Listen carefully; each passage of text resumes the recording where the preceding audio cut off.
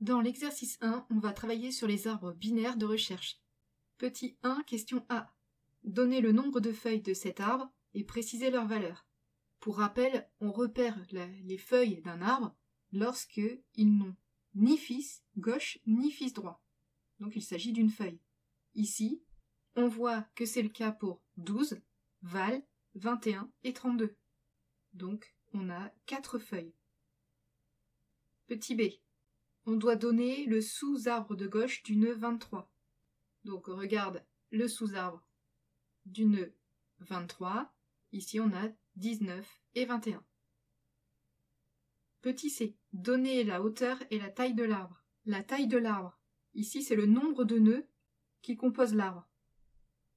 Donc on va compter 18, 15, 23, 13, Val, 19, 32, 12 et 21.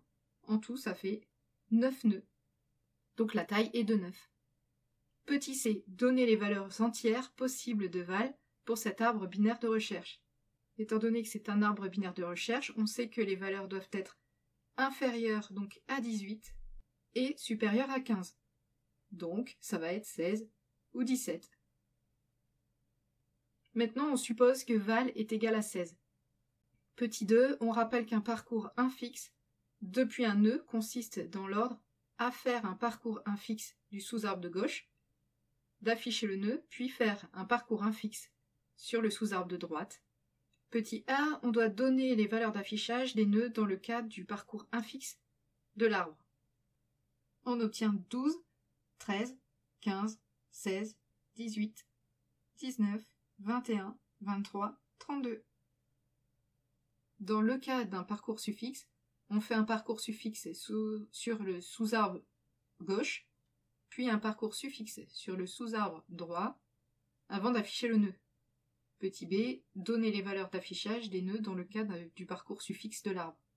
Donc ici, on va trouver 12, 13, 16, 15, 21, 19, 32, 23, 18. Petit 3, on considère la classe nœud et on nous donne sa définition en Python. Petit a, on doit représenter l'arbre construit suite à l'exécution des instructions qu'on nous donne. Pour cela, je décide de dérouler l'algorithme de la fonction insert et tout, et ensuite de la fonction insert. Alors déjà, on a le nœud racine, qui est 18. Ensuite, j'insère tout, donc 12, 13, 15, 16, 19, 21, 32 et 23. Je construis mon tableau pour dérouler l'algorithme. V est égal à 12. Je vais insérer 12. Et insert est égal à false. Tant que et insert est égal à false, eh bien, on regarde si 12 est égal à 18. Non. Donc on ne passe pas dans le si. Sinon, c'est le sinon elif. On regarde si 12 est inférieur à 18. Ce qui est vrai, donc on passe dans ce sinon. Si n.ag est différent de non, c'est pas vrai, donc on passe pas dans ceci. Sinon, n.ag est égal à nœud de 12. Donc là, on construit le nœud 12, on met et inséré à trou. Donc ici, 12 est le nœud gauche en dessous de 18. On retourne au temps que, et le temps que prend fin, puisque et inséré est égal à trou. On passe maintenant au 13. V est égal à 13.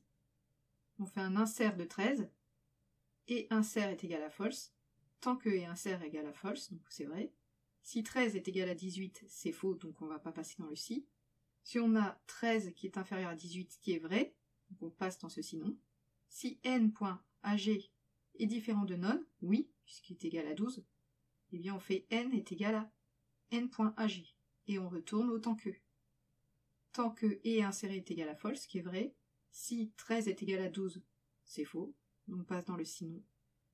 13 inférieur à 12, non.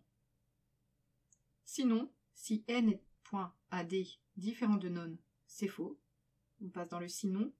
n.ad est égal à nœud de 13, donc on construit le nœud 13, et insert est égal à trou.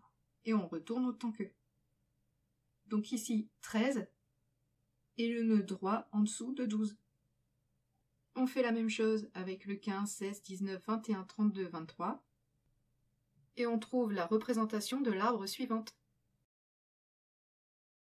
Petit b, il faut écrire les deux instructions permettant de construire l'arbre de la figure 1, en sachant que val vaut 16. Je vais créer le nœud racine, puis je vais créer les deux nœuds enfants de gauche, puis de droite, donc 15 et 23. Ensuite, je peux descendre créer les nœuds enfants du sous-arbre de gauche, 13, 16 et enfin la feuille 12. Je m'occupe maintenant du sous-arbre de droite, avec 19, et je peux créer de ce fait 21, puis le 32.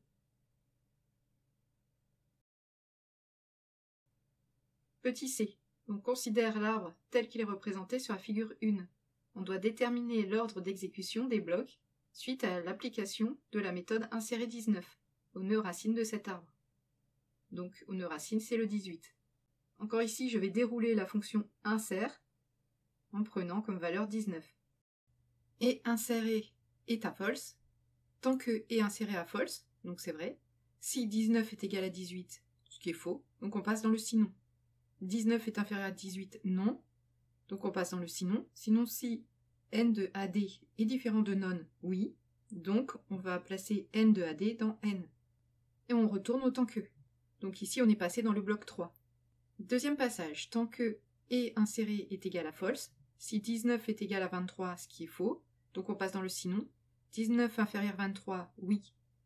Donc on regarde si n.ag est différent de non, oui. Donc n reçoit n.ag. On retourne autant que.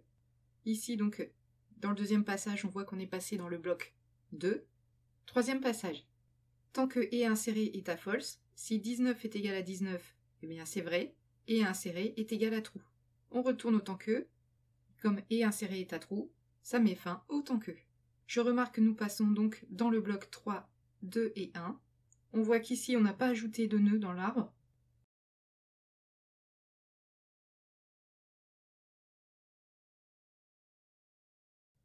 Petit 4.